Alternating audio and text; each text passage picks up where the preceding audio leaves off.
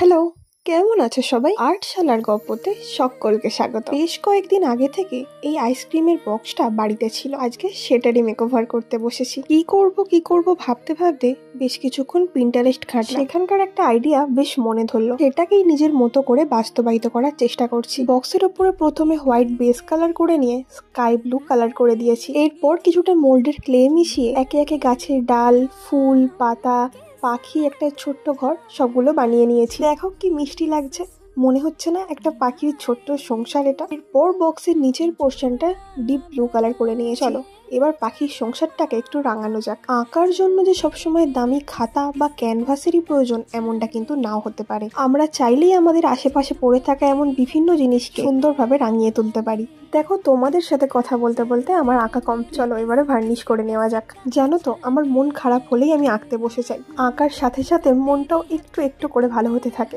যেমন আজকে কাজটা তোমাদের কেমন লাগলো সেটা কিন্তু তোমরা অবশ্যই কমেন্টে জানিও। আর ভালো লাগলে চ্যানেলটা লাইক করে একটা সাবস্ক্রাইব করে দিও। এবার আমার সমস্ত ছড়িয়ে ছিটিয়ে থাকা ক্লিপগুলোকে আমি এই বক্সের মধ্যে সাজিয়ে সাজিয়ে রাখবো।